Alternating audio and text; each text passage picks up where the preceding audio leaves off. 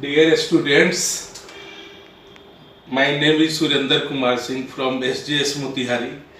हम लोग इसके पहले वीडियो में चर्चा किए हैं कार्बोहाइड्रेट्स के बारे में, फैट्स के बारे में, विटामिन्स के बारे में। अब इस वीडियो में हम लोग चर्चा करेंगे एक दूसरा कंपोनेंट जो फूड का इम्पोर्टेंट कंपोनेंट ये भी है, मिनरल्स, जिसको हम लोग खनिज लवण भी कहते हैं। ये मिनरल्स के बारे में हम लोग चर्चा करेंगे। ये मिनरल्स भी हमारे शरीर के लिए बहुत उपयोगी होते हैं क्योंकि ये बीमारियों से हमारे शरीर की रक्षा करता है। थोड़ी थोड़ी मात्रा में सारे मिनरल्स की थोड़ी थोड़ी मात्रा हमारे प्रतिदिन के डाइट में जरूरी है।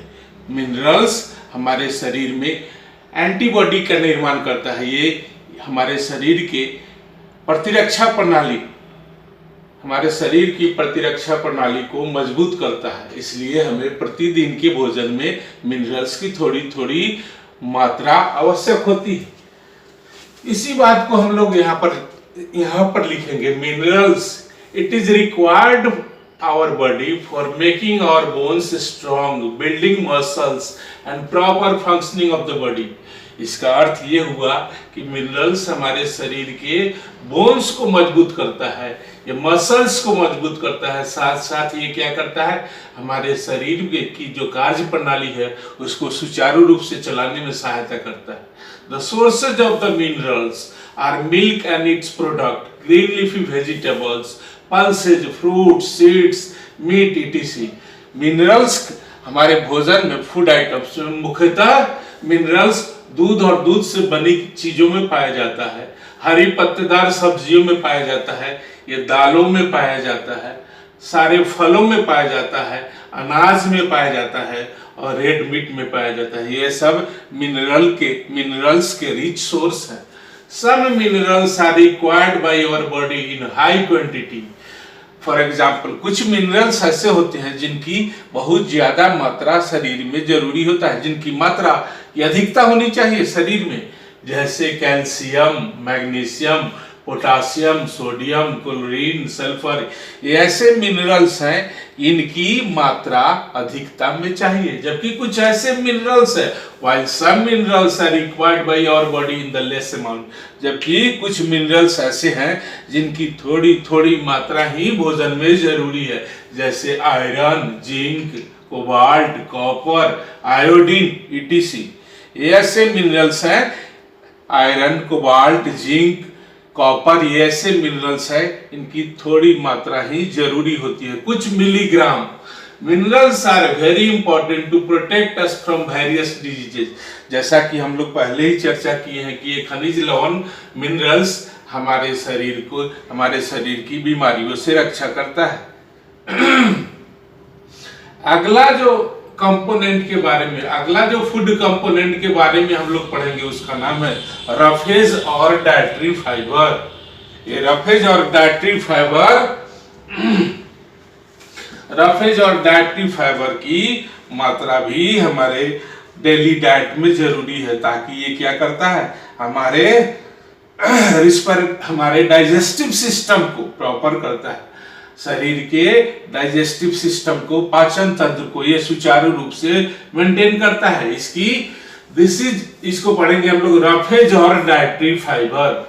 रफेज और डाइटरी फाइबर का काम है कि ये हमारे शरीर में भोजन के पाचन में सुचारू होता है और अनडाइजेस्टेड जो अनपचे हुए भोजन है उनको शरीर से बाहर निकलता है। तो हम लोग रफेज और डाइटरी फाइबर के बारे में पढ़ेंगे कि this is provided by various plant product such as fruits, leafy vegetables, whole grains. ये रफेज और डाइटरी फाइबर पौधे के उत्पाद में पाए जाते हैं, प्लांट और प्लांट प्रोडक्ट में पाया जाता है, जैसे अनाज, जैसे फल, जैसे हरी पत्तेदार सब्जियां। सभी अनाजों में, हरी पत्तेदार सब्जियों में और फलों में ये रफेज पाया जाता है, जिसको डाइटरी फाइबर भी कहते हैं। Roughage help in the easy bowel movement, ensuring removal of undigested food, thereby preventing constipation.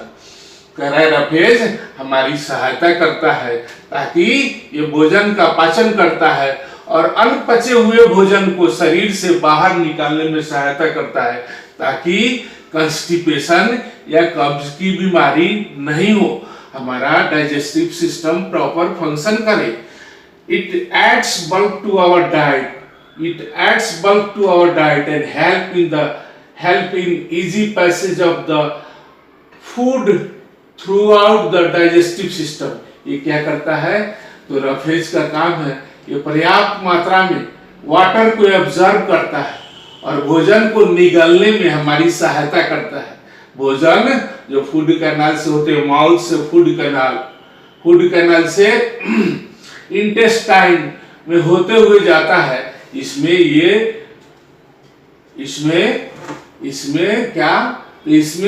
Roughage और फाइबर आसानी से निगलने में सहायता करता है। It also help in get rid of undigested food and waste। ये शरीर से विषैले पदार्थ को बाहर निकालने में, अनपचे हुए भोजन को बाहर निकालने में सहायता करता है। अब अगला जो हम लोग चर्चा करेंगे अगले न्यूट्रिएंट्स के बारे में, यह है वाटर। पानी का भी हमारे भोजन में पानी की समुचित मात्रा जरूरी है। पानी जो हमारे शरीर का कुल 3/4 भाग होता है, हमारे टोटल बॉडी वेट का लगभग 70% पानी है। पानी जितने भी फूड मटेरियल्स है, जितने भी फूड आइटम्स है जिनको हम कुक करते हैं, पकाते हैं, उन सबों में पानी पर्याप्त मात्रा में जरूरी है। पानी के द्वारा ही हम भोजन को पचाते हैं। तो वाटर के बारे में पढ़ेंगे। Water makes up most of all the food items that we consume. जितने प्रकार के भोजन हम पकाकर करते हैं, पानी उसका एक मुख्य कंपोनेंट है। पानी भोजन को पकाने में सहायक होता है। Water is required for all the body functions and to maintain our body temperature. पानी क्या करता है, जितने भी मेटाबॉलिक केमिकल रिएक्शन शरीर के अंदर होता है, उन सब में पानी जरूरी होता है, आवश्यक होता है। साथ साथ ये हमारे शरीर के टेम्परेचर, हमारे बॉडी का जो नॉर्मल टेम्परेचर है 37 डिग्री सेल्सियस और 98.6 डिग्री फ़ारेनहाइट, इस बॉडी टेम्परेचर को ये मेंटेन रखता है। न तो वो शरीर के तापमान को बढ़ने देता है और न घटने देता है। ये प्रॉपर रेगुलेट करता है बॉडी टेम्परेचर को। Nutrients are transported by the water to the all parts of the body.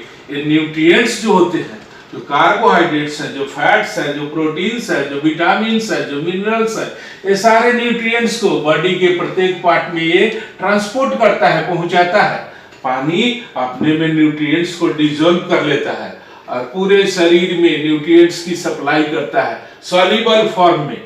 Loss of water in the form of sweat और urine help us to remove toxin from our body.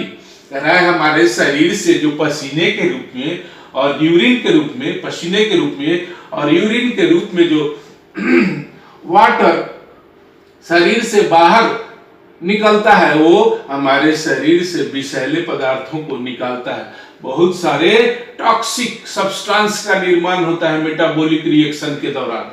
तो ये क्या करता है, sweat और urine के रूप में पानी उस टॉक्सिक मटेरियल को शरीर से बाहर एक्सपेल कर देता है, थ्रो आउट कर देता है। Water constitute 3/4 part of our total body weight. जैसा कि हम लोग पहले ही चर्चा किए हैं कि पानी हमारे शरीर के कुल वजन का 3/4 होता है। लगभग 70% भाग हमारे कुल बॉडी वेट का वाटर होता है। इसके आगे जो हम लोग